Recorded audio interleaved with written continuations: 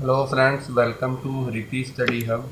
तो आज का जो हमारा टॉपिक है ASP.NET के अंदर वो है रेंज वैलिडेटर कंट्रोल कैसे यूज़ करना है।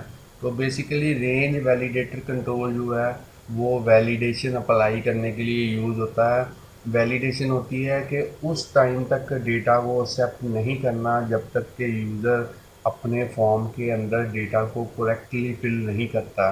तो किसी भी अगर आप अपने प्रोजेक्ट के अंदर कोई ऐसा वेब फॉर्म क्रिएट करना चाहते हैं जिसमें आप यूज़र से कुछ डेटा एक्सेप्ट करवाना चाहते हैं, यूज़र से डेटा एंटर करवाना चाहते हैं, तो आप चाहते हैं कि यूज़र जो डेटा है वो करेक्टली एंटर करे और सारा डेटा जो इम्पोर्टेंट है वो फिल करे या आपके अकॉर्डिंगली डेटा एंटर करे।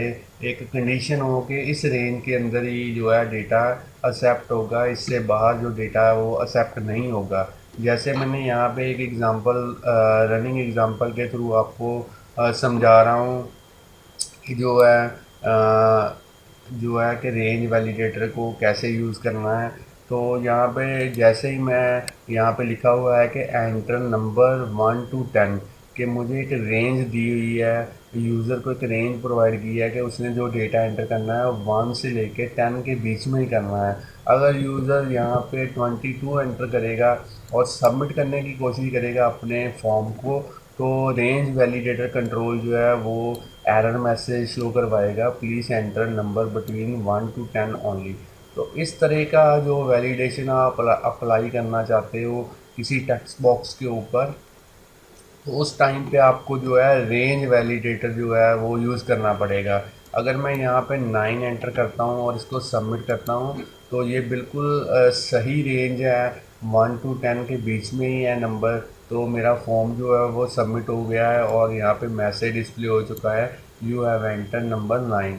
तो इस तरह की जो वैलिडेशन है, एक रेंज जिसमें आप स्पेसिफाई करना चाहते हैं कि यूज़र इस रेंज के अंदर ही डेटा एंटर करे, उस केस के अंदर आपको रेंज वैलिडेटर कंट्रोल जो है यूज़ करना पड़ेगा। तो चलिए इसको एक एग्ज़ाम्पल को क्रिएट कैसे करना है वो आपको मैं बता देता हूँ। तो सॉल्यूशन एक्सप्लोरर के अंदर एक नया जो है वेब फॉर्म ऐड कर लेते हैं, ब्लैंक वेब फॉर्म ऐड कर लेते हैं और यहाँ पे आप अपने अकॉर्डिंगली जो है वेब फॉर्म का नेम असाइन कर सकते हैं। मैं डिफ़ॉल्ट नेम ही रहने देता हूँ, तो इसको अपने प्रोजेक्ट के अंदर ऐड कर देता हूँ।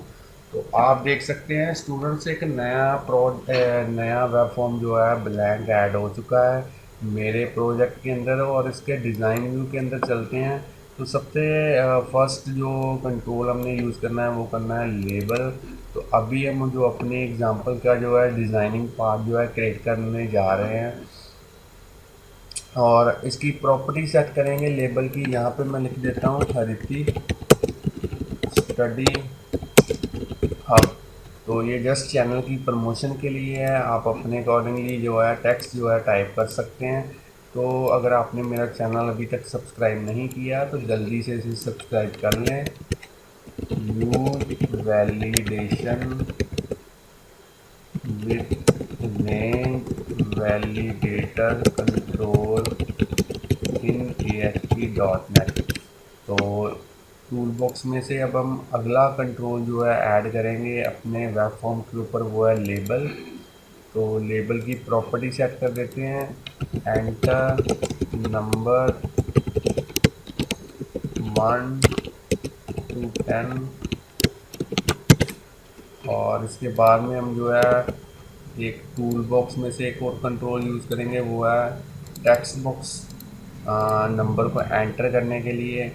और इसके बाद में हम जो है हमारा वैलिडेटर यूज़ करेंगे जिसका नेम है रेंज वैलिडेटर। तो ये हमारा रेंज वैलिडेटर, इसके ऊपर डबल क्लिक करेंगे और इसकी कुछ प्रॉपर्टीज़ हैं वो आपको करेक्टली कन्फिगर करनी पड़ेंगी, तभी हमारी जो वैलिडेशन है वो प्रॉपरली वर्क कर पाएगी। तो रेंज वैलिडेटर को सिलेक्ट करने के बाद इसकी प्रॉपर्टीज़ में सबसे पहली जो प्रॉपर्टी है कि किस कंट्रोल के ऊपर जो वैलिडेशन अप्लाई करना चाहते हैं हम, वो है टेक्स्ट बॉक्स 1। तो ये प्रॉपर्टी सेट करेंगे जिसका नेम है कंट्रोल टू वैलिडेट। उसके बाद में अगर वो सही वैल्यूज़ नहीं एंटर करता तो किस तरीके का मैसेज जो है डिस्प्ले हो, तो वो मैसेज हम यहाँ पे लिखेंगे एरर मैसेज प्रॉपर्टी के अंदर, kindly enter your number between 1 to 10। और अब हमने जो है रेंज सेट करनी है, तो उसके लिए ये हमारे पास एक प्रॉपर्टी है मिनिमम वैल्यू, तो यहाँ पे लिख देंगे 1, और एक है मैक्सिमम वैल्यू, यहाँ पे लिख देंगे 10। और उसके बाद में हमने जो है टाइप को सिलेक्ट करके यहाँ पे डेटा टाइप सिलेक्ट करना है कि वो वैल्यू किस तरीके की होगी। तो हमारी जो वैल्यू है वो है इंटीजर टाइप की, तो यहाँ पे हम इंटीजर सेलेक्ट करेंगे और इसको सेव कर देते हैं। और चलिए अब हम एक नया जो है बटन इंसर्ट करते हैं अपने वेब फॉर्म के ऊपर।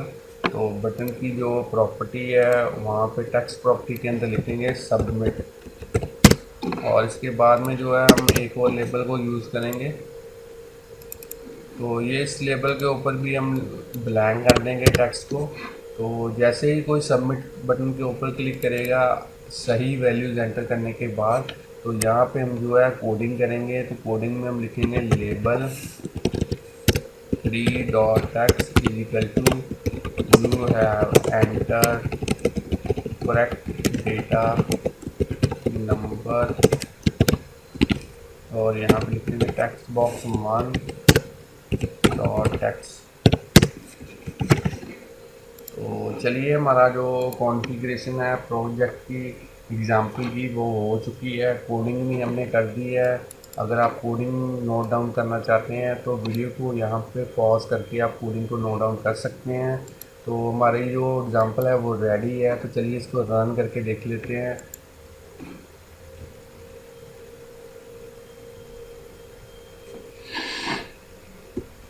तो स्टूडेंट जो मेरा एग्ज़ाम्पल है वो रन हो चुकी है। तो चलिए बिना कोई यहाँ पे पहले नंबर एक एंटर कर लेते हैं 45।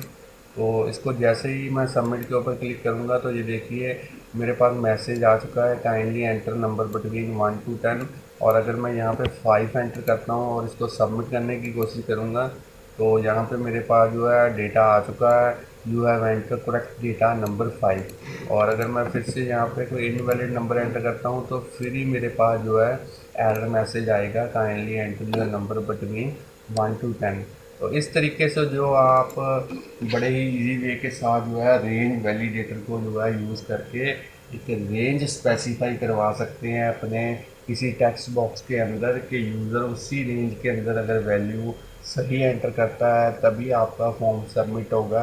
अगर वो रेंज से बाहर वैल्यू एंटर करता है तो उस टाइम पे यूज़र को एक मैसेज डिस्प्ले होगा with the help of range validator control.